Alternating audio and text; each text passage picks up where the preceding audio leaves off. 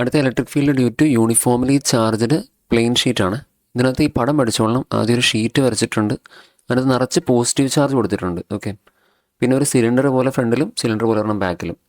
അതിനകത്തുനിന്ന് ഈ ഒരു ആംഗിളിൽ ഡി എസും ഇയും സർഫസ് ഏരിയ ഇലക്ട്രിക് ഫീൽഡും പടം കൃത്യമായിട്ട് പഠിച്ചോളണം കേട്ടോ. എന്നിട്ട് നമ്മുടെ മറ്റേ പഴയ പരിപാടി തന്നെ flux phi is equal to integral E dot D S is equal to Q by epsilon 0 എന്ന് എഴുതി. ഈ integral E dot D S വരെ എന്ത് എഴുതി? ഇനി ഫൈ ഒന്നും വേണ്ട കേട്ടോ. Integral E dot D S വരെ എന്ത് എഴുതാം? E D S cos 0, E D S cos 0 is equal to Q by epsilon 0 എന്ന് എഴുതി. കോസ് 0 എന്ന് വെച്ചാൽ എത്ര? 1 അല്ലേ? അപ്പോൾ നമുക്ക് ഇങ്ങനെ എഴുതാം, E D S into 1 is equal to Q by epsilon 0. Integral ഇടാൻ മറക്കല്ലേ, ഇവിടെ ഒരു ഇൻ്റഗ്രലും കൂടെ ഉണ്ട്. E D S into 1 E D S തന്നെ. ഓക്കെ, അതൊന്നും എഴുതണമെന്നില്ല. ഇനി നമുക്ക് ഈ ഡി എസിന് ഇൻ്റഗ്രേറ്റ് ചെയ്യാം. ഇവിടെ ഇൻ്റഗ്രേറ്റ് ചെയ്യുമ്പോൾ ഇവിടെ 2 സർഫസ് ഉണ്ട്, ശ്രദ്ധിച്ചോളണേ. ഇവിടെ ഫ്രണ്ടിലും ഒരു സർഫസ് ഉണ്ട്, ബാക്കിലൊരു സർഫസ് ഉണ്ട്. അപ്പോൾ അതുകൊണ്ട് 2 സർഫസ് ഉള്ളതുകൊണ്ട് അതിന് ഇൻ്റഗ്രേറ്റ് ചെയ്യുമ്പോൾ നമുക്ക് ഇ ഇൻറ്റു 2s എന്ന് കിട്ടും.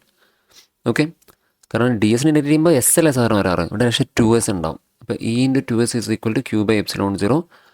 നമുക്ക് വേണ്ടത് ഇ ആണ്. അപ്പോൾ ഇ ഇവിടെ നിർത്തിയിട്ട് മറ്റേനപ്പുറത്തേക്കും ഉണ്ടാവും, ക്യൂ ബൈ 2s എപ്സിലോൺ 0 എന്ന് കിട്ടും. ഇനി ഇതിൻ്റെ അകത്ത് ഈ ക്യൂ ബൈ എസ് ആണ് എന്ത്? സിഗ്മ. ക്യൂ ബൈ എസ് ആണ് സിഗ്മ. അപ്പോൾ അതിനൊരു ആര് വരും? മേളിൽ സിഗ്മ വരും. അപ്പോൾ E is equal to sigma by 2 epsilon 0 എന്ന് എഴുതണം. എന്നിട്ട് താഴെ എഴുതണം എന്ത്? Where sigma is equal